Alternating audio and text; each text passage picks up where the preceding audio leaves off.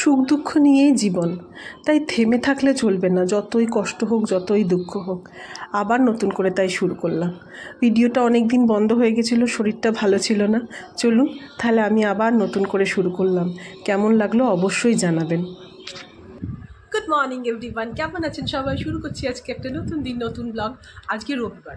এবার দেখুন, আমি ডেটগুলো এই জন্য বলি না, কারণ ডেটগুলোর ওপর আমার তো প্রত্যেক দিন ঠিকমতো করে ভিডিও দেওয়া হয়ে ওঠে না। তো আজকে ভাবলাম আজকে হয়তো কিছু হ্যাপেনিং হতে পারে। আজকে আমাদের একটা বিয়ে বাড়ি আছে, সেই কারণে ভাবলাম সকাল সকাল ব্লগটা শুরু করলাম। সকালবেলা উঠে কাজকর্ম সব হয়ে গেছে, তারা চাটা একটু খাই।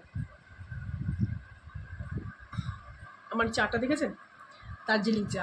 আমি এই কাপটাতে কেন খাই জানেন তো? এটাতে আমার খেলে সুবিধা হয়। এটাতেই আমি জল খাই, এটাতেই আমি চা খাই, সবই খাই। যেটাতে আমার মানে ড্রিঙ্কস কিছু নিতে হলে আমি ওটাতে খাই। খুব ভালো লাগে খেতে। আর এটা আমার দার্জিলিং চা। দেখুন কি সুন্দর কালারটা, সত্যি টেস্টটাও খুব ভালো। চাটা খেলে না অনেকটা আমেজ আসে। সত্যি কথা, এই গরমের মধ্যে চা খাওয়া পুরোটা ছেড়ে দিয়েছিলাম, একদম চা খাচ্ছিলাম না। কিন্তু কালকে চাটা কিনে আনলাম, তা ভাবলাম একবার টেস্ট করে অন্তত দেখে নিই আগেরটার সাথে মিল আছে কিনা। জানেন তো, প্রত্যেকবারই আমি একই দামের চা কিনে নিয়ে আসলাম, কিন্তু আমি দেখেছি প্রত্যেকবার স্বাদটা একরকম থাকে না। তারপরে আরেকটা ব্যাপার আছে, চায়ের সব থেকে যেটা বড় ব্যাপার, দামের থেকেও যেটা বড় ব্যাপার, চা করতে পারা। কারণ কি, মানে লিকার চা, বিশেষ করে লিকার চায়ের কথা বলছি, আমি দুধ চায়ের কথা বলছি না। হ্যাঁ, দুধ চায়েরও একটা আছে। লিকার চা জানেন তো, চেষ্টা করবেন একদম না ফুটিয়ে বেশিক্ষণ ভিজিয়ে রাখতে, দেখবেন তাতে আসবে ভালো টেস্ট, ভালো গন্ধ। আর আমার এই জন্যেই এই লিকার চাটা খেতে খুব ভালো লাগে। তো চলুন শুরু করি। রান্নাবান্নাটা, ডাল আমার হয়ে গেছে, তারা ডালটা বসিয়ে এসছে। একবার ডালটা দেখে নি কি অবস্থা, কথা বলতে বলতে মনে পড়ে গেল, তাই ডালটা একবার দেখে নি। হ্যাঁ, ডালটা ফোড়ন দিয়ে বসিয়ে গিয়ে আমি চাটা খাচ্ছিলাম, সেই কারণের জন্য। আর আমার হাজব্যান্ড গেছে বাজার করতে, বাজার থেকে ফিরে আসুক, তারপরে রান্না করব বলতে তখনই আমি মাছ রান্না করব। আজকে তো একবেলার রান্না, আর মায়ের রান্নাটা করে রেখে দিয়ে যেতে হবে। অবশ্য একবেলাই রান্না করে দেবো, তাতেই হয়ে যাবে।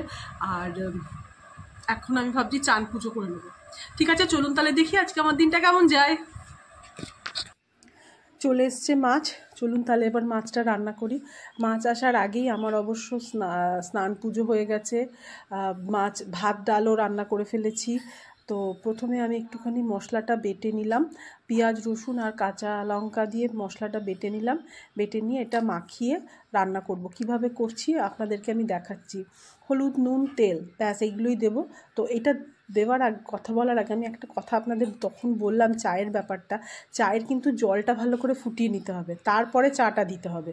সেই চাটা বেশি ফোটানো যাবে না, মানে চা পাতা দেওয়ার পরে। আমি সেইটা বোঝাতে চেয়েছিলাম, কিন্তু ওই কথার ফ্লোতে গিয়ে না ঠিকমতো করে আপনাদেরকে বোঝাতে পেরেছিলাম কি না কে জানে, তাই এখন একবার বলে দিলাম। এটা খুব ভালো করে এবার মাছটাকে আমি মাখিয়ে নেব।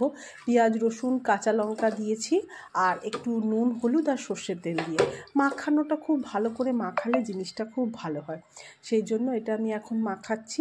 মাখিয়ে নিয়ে এবারে কড়াইটার মধ্যেই মাখতে পারলে ভালো হতো, কিন্তু তা না করে আমি এই ঠান্ডা কড়াইয়ের মধ্যেই এই মাছটা দিয়ে দিলাম। কড়াইটা কিন্তু ঠান্ডা রাখবেন, গরম করবেন না। আর তারপরে আগুনটা দিয়ে একটুখানি জল ঢল দিয়ে এবারে শুধুমাত্র একটু নেড়ে ছেড়ে ঢাকা দিয়ে দিতে হবে। গন্ধটা খুব সুন্দর আসবে, দেখবেন খেয়ে খুব সুন্দর লাগবে। খুব সহজ রান্না। আমি চেষ্টা করি রান্নাগুলোর মধ্যে একটু ভ্যারাইটি আসে, কিন্তু খুব সহজে যেন হয়। এটার দিকে আমার খুব নজর থাকে। আর এটাও চেষ্টা করি যেন তেলটাও একটু কম দিতে হয়। এই মাছটা যদি আপনি ভাজতেন, ভাবুন তো কতটা তেল লাগতো। সেই মাছ ভাজা, তারপরে একটা তেল, তরকারিতে মশলা কষানো, তাতে একটা তেল। আপনি এই কাঁচা কাঁচা জিনিসটা দিলে না আপনার তেল অনেকটা কম লাগে। আর বিশ্বাস করুন, টেস্ট এত ভালো হয় না।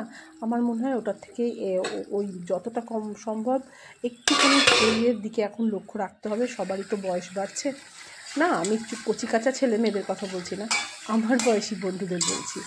যাই হোক, এরকম করে একটুখানি আর একটু জল দিয়ে একটু ঢাকা দিলাম। ঢাকা দেওয়ার পরে যেটা হয়ে যাবে সেটাই।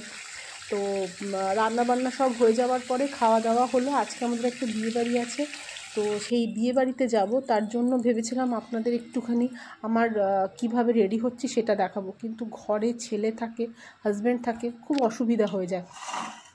সেই জন্য আমি আমার রেডিটা আপনাদের দেখাতে পারবো না।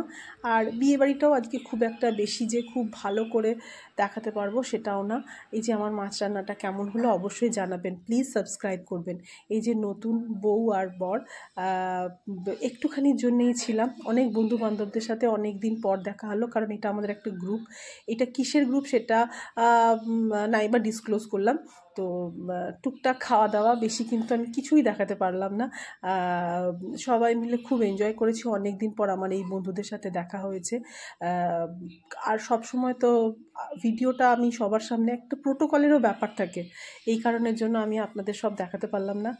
কেমন লাগলো ভিডিওটা অবশ্যই জানাবেন, লাইক শেয়ার সাবস্ক্রাইব করবেন। আমার ভিডিওটা আজকে আমার এইটুকুর মধ্যেই রাখলাম, দেখা হবে তাহলে একটা নেক্সট ভিডিওতে। Tata bye.